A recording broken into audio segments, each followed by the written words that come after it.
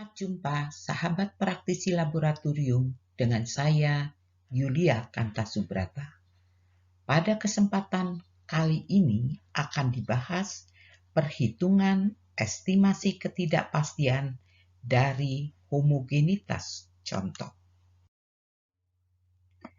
Ketidakpastian baku asal homogenitas contoh bukan berasal dari rumus atau formula yang digunakan dalam suatu pengujian. Ketidakpastian baku ini baru diperhitungkan dalam bentuk tulang utama yang ditambahkan pada fishbone hanya apabila sampel yang diuji dianggap tidak benar-benar homogen. Ilustrasi dari sampel yang sangat homogen, misalnya AMDK.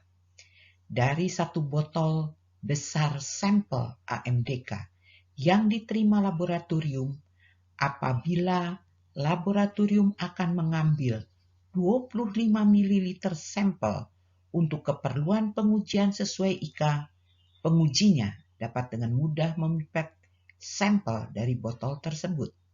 Akan tetapi, apabila suatu sampel lain mengandung faktor heterogenitas di dalamnya, maka belum tentu 25 ml sampel yang dicuplik akan mewakili sisa sampel yang ada dalam botol sampel yang diterima laboratorium. Dalam hal inilah ketidakpastian asal homogenitas contoh harus diperhitungkan. Jadi, yang memutuskan perlu tidaknya ketidakpastian yang berasal dari tahap pekerjaan subsampling diperhitungkan adalah penguji yang berhadapan dengan sampel yang diterimanya dan melihat dengan jelas wujud dari sampel tersebut. Yang dimaksud subsampling di sini adalah mengambil sejumlah cuplikan dari sampel yang diterima laboratorium untuk keperluan pengujian.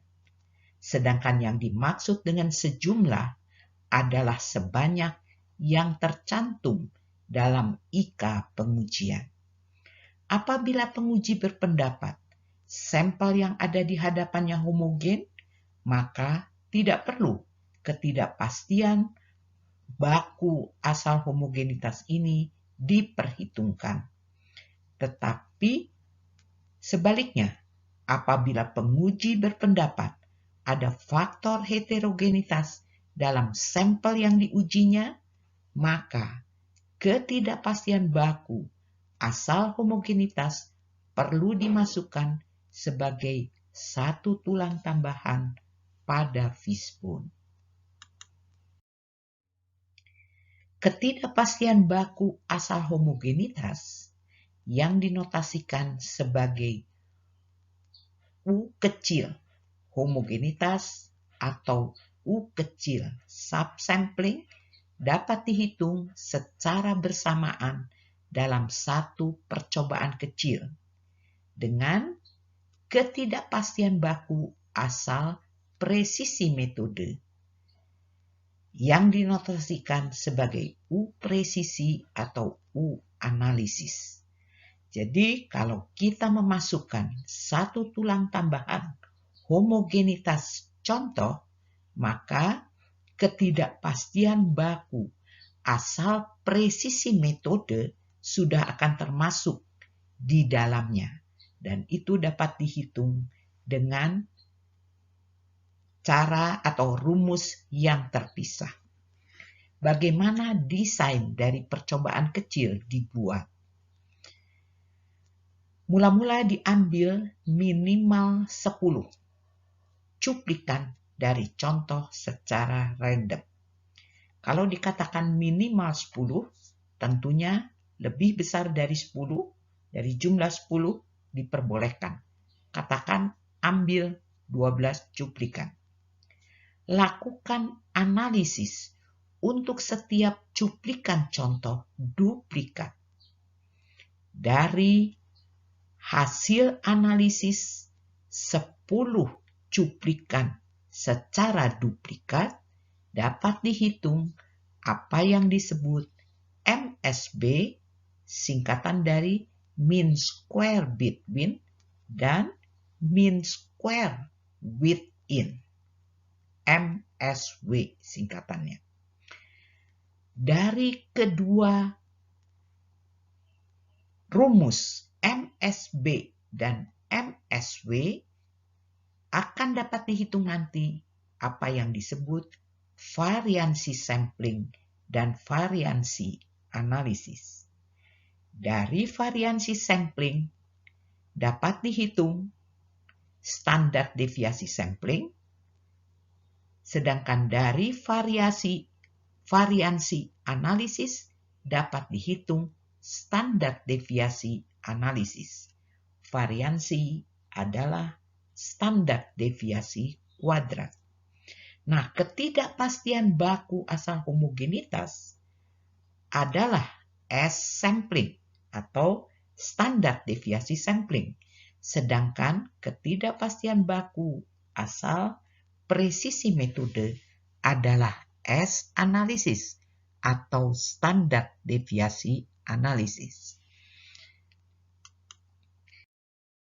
Ini adalah rumus untuk menghitung MSB dan MSW. Di dalam rumus perhitungan MSB dan MSW, kita lihat ada AI dan BI. Apa itu AI dan BI?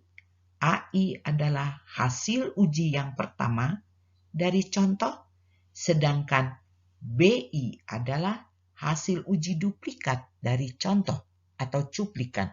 Karena tadi dikatakan setiap cuplikan dianalisa duplo. Ketidakpastian baku asal homogenitas contoh atau S-sampling, standar deviasi sampling, dapat dicari dengan rumus MSB adalah MSW ditambah variansi sampling. Sedangkan variansi sampling sendiri menurut rumusnya adalah MSB dikurangi MSW dibagi 2. Karena tadi analisanya dilakukan duplikat, jadi dibagi 2. Ketidakpastian baku asal homogenitas yang tidak lain adalah S-sampling, tentunya akar dari variansi sampling. Sedangkan variansi analisis dihitung dari MSW yang langsung dibagi 2. Dengan demikian, ketidakpastian baku asal presisi adalah akar dari variansi analisis. Ini adalah slide dari worksheet pada Excel untuk menghitung mean square between. Kita lihat, di sini ada cuplikan 1 sampai 12. Pada kolom di sebelahnya itu adalah data 1 dari analisis cuplikan. Sedangkan di kolom berikutnya adalah data duplikat dari cuplikan yang dianalisis tadi. Kemudian untuk menghitung MSB diperlukan data AI plus BI. Oleh karena itu, pada kolom kelima adalah penjumlahan dari AI plus BI. Dan pada kolom berikutnya, setiap nilai AI plus BI harus dikurangi dengan X rata-rata dari AI plus BI. Jadi setelah kita mendapatkan nilai AI plus BI, carilah rata-ratanya di bawah ini, dan setiap nilai AI plus BI kurangi terhadap nilai rata-rata AI plus BI. Nilai tersebut yang dicantumkan pada kolom ke-6 di sini. Nilainya bisa positif, bisa negatif, tergantung dari apakah nilai tadi lebih besar dari rata-ratanya atau lebih kecil dari rata-ratanya. Dan setelah itu baru dikuadratkan dan semua nilai menjadi positif. Setelah itu dijumlahkan di bawah dan MSB dihitung dari penjumlahan angka ini dibagi dengan 2N min 1 terlebih dahulu, baru ditarik akarnya. Rumus menghitung MSW sama sebetulnya dengan menghitung MSB. Perbedaannya hanya kalau pada rumus perhitungan MSB yang dihitung adalah AI plus BI, di sini yang dihitung adalah AI min BI. Dan setelah kita mendapatkan jumlahnya di bawah, jumlah dari kolom terakhir tadi, maka di dalam mencari MSW adalah jumlah ini dibagi dulu dengan 2N, baru ditarik akarnya. Dari data MSB dan MSW yang diperoleh, dapat dihitung kemudian U homogenitas dan U presisi. Kita lihat pertama-tama dari MSW, mean square within terlebih dahulu. Dikatakan tadi mean square within adalah variansi analisis.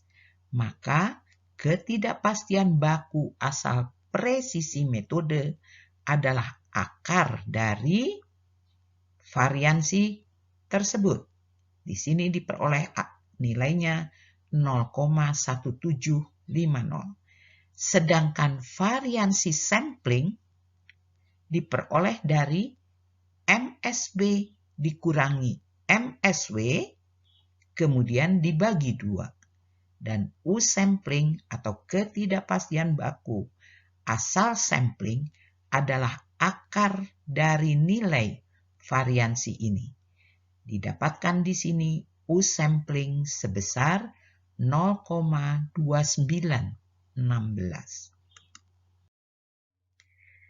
Demikianlah cara kita menghitung ketidakpastian baku asal homogenitas contoh yang dapat dihitung bersamaan dengan ketidakpastian baku asal presisi metode.